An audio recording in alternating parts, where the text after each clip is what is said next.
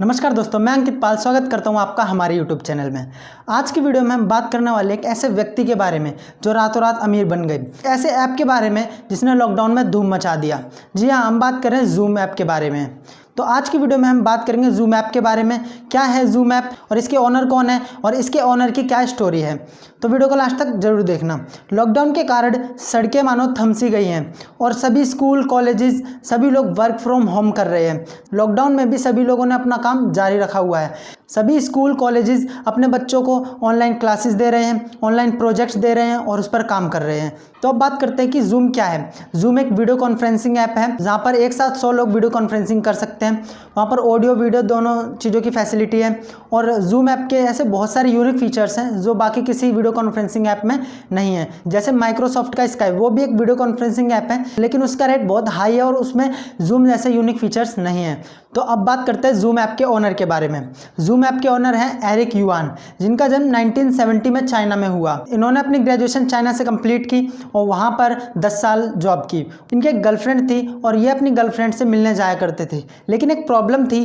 जब वो ट्रैवल करते थे तो वहाँ पर 10 घंटे लगते थे और उसके साथ साथ उन्हें बहुत सारी प्रॉब्लम होती थी। ट्रेन में बहुत भीड़ होती थी और जो कि उन्हें अच्छा नहीं लगता था। इसलिए उन्हें एक आइडिया आया क्यों ना एक ऐसी टेक्नोलॉजी लाई जाए जहाँ पर वो अपनी गर्लफ्रेंड से बात कर सकते हैं, उनकी वीडियो देख सकते हैं। उन्हें ये आइडिया आया और वो इस चीज़ के ऊपर रिसर्च कर रहे थे। तो उन्हें पता चला कि चाइना अमेरिका से टेक्नोलॉजी में बहुत पीछे है। तो उन्होंने डिसाइड किया कि अब वो अमेरिका जाएंगे और उन्होंने अपना वीज़ा अप्लाई किया। पहली बार जब उन्होंने अपना वीज़ा अप्लाई किया तो वो रिजेक्ट हो गया। फिर उन्होंने दूसरी बार अप्लाई किया, फिर रिजेक्ट हो गया। ऐसे करते करते उन्होंने 8 बार वीज़ा अप्लाई किया और वो रिजेक्ट हो गया। उसके बाद उन्होंने 9वीं बार फिर वीज़ा अप्लाई किया और वो अप्रूव हो गया।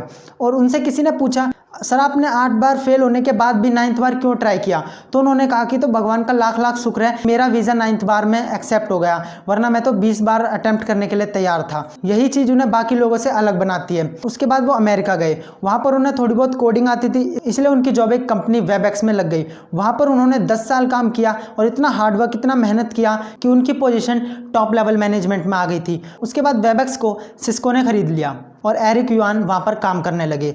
एरिक युआन को बहुत सारे प्रोजेक्ट दिए गए और उन्होंने उस पर काम किया। और जब वो कंज्यूमर से फीडबैक लेते थे तो कंज्यूमर पूरी तरह सेटिस्फाई नहीं था। ये चीज़ उन्हें बहुत बुरी लगती थी कि वो पूरी मेहनत करें लेकिन वो कंज्यूमर को सेटिस्फाई नहीं कर पा रहे। क्योंकि वो कंपनी के टॉप लेवल मैनेजमेंट में थे, इसलिए उन्होंने कंपनी के ओनर से बात की कि हमें एक दूसरी टेक्नोलॉजी की शुरुआत करनी चाहिए, जीरो से शुरू करना चाहिए। तो ओनर ने कहा कि सब कुछ सेटअप है, सारी चीज़ें अच्छी चल रही हैं, अच्छा खासा सेल्स हो रही है, रिवेन्यू हो रहा है, तो आपको नई चीज़ें क्यों ऐड करनी है। उन्हें अपने आइडिया पर पूरा भरोसा था और इसलिए उन्होंने वो आइडिया अपने दोस्तों के साथ शेयर किया। उनके कुछ दोस्तों ने उनके आइडिया पर एग्री हुए और उनके साथ 40 इंजीनियर्स ने सिस्को वेबएक्स कंपनी को रिजाइन दे दिया। उसके बाद उन्होंने अपने आइडिया पर काम करना शुरू कर दिया। उनका मानना था कि जब तक मेरा प्रोडक्ट हाई क्वालिटी तक नहीं पहुंच जाता तब तक मैं उसको मार्केट में लॉन्च नहीं करूंगा। और उन्होंने 40 इंजीनियर्स के साथ और उस प्रोडक्ट को क्वालिटी प्रोडक्ट बनाया और उसके बाद मार्केट में लॉन्च करने के 4 महीने बाद उनका 10 लाख का नेटवर्क हो गया था और 1 साल बाद उनका 1 करोड़ का नेटवर्क हो गया था। वो धीरे धीरे फेमस होते जा रहे थे, उनका प्रोडक्ट अच्छे से काम कर रहा था और बहुत सारे इन्वेस्टर इस चीज़ में इंटरेस्ट ले रहे थे और उन्होंने बहुत सारे इन्वेस्टर ने उनकी कंपनी में इन्वेस्ट किया। सभी लोग इस चीज़ को पसंद कर रहे थे क्योंकि ये एक वीडियो कॉन्फ्रेंसिंग ऐप था। यहाँ पर ऑडियो वीडियो दोनों फीचर्स थे, एक चीप सर्विस रेट था, इसके साथ साथ हमारा कनेक्शन स्टेबल रहता है। और आज लॉकडाउन के कारण जूम इंडिया का एक ऐसा ऐप बन चुका है जो हर एंड्रॉयड ऐप में सबसे ज़्यादा डाउनलोड किया जाता है। हालांकि व्हाट्सएप, इंस्टाग्राम, फेसबुक से भी ज़्यादा जूम ऐप डाउनलोड किया जाता है। इसका मतलब है कि अगर कोई व्यक्ति व्हाट्सएप, इंस्टाग्राम, फेसबुक यूज़ नहीं करता है तो वो जूम ऐप का यूज़ करता है। और अगर आपके फ़ोन में जूम ऐप है तो कमेंट करके ज़रूर बताना। और इसलिए हम कह सकते हैं कि लॉकडाउन में जूम ने इसलिए हम कह सकते हैं कि लॉकडाउन में जूम ने धूम मचा दी। अब बात करते हैं कुछ आंकड़ों के बारे में।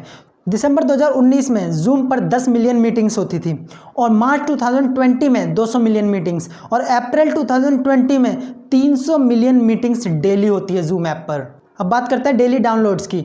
जनवरी 2020 में 56,000 डेली डाउनलोड्स थे और फरवरी 2020 में 1.7 मिलियन डाउनलोडर्स थे और अप्रैल 2020 में 2.13 मिलियन डेली डाउनलोड्स हैं। एक महीने में डबल से भी ज़्यादा डाउनलोड्स बढ़ गए हैं जूम ऐप के। बात करते हैं रेवेन्यू की। तो 2018 में जूम ऐप का रेवेन्यू 2018 में 121.5 मिलियन था, 2019 में 330.5 मिलियन हो गया है और अभी 2020 के सिर्फ 5 महीने हुए हैं और इन 5 महीनों में 660.5 मिलियन का रेवेन्यू कर लिया है, मतलब डबल से भी ज़्यादा। और जूम ऐप की मार्केट कैपिटलाइजेशन के बारे में बात करें तो अभी जूम ऐप की मार्केट कैपिटलाइजेशन $40.5 बिलियन हो चुकी है।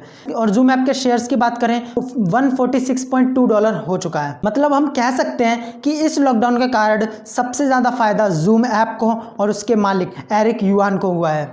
तो कैसी लगी ये वीडियो कमेंट करके ज़रूर बताना।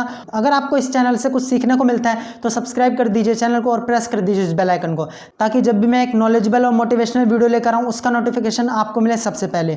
तो इसी के साथ मेरा नाम है अंकित पाल और वीडियो को अंत तक देखने के लिए बहुत बहुत धन्यवाद।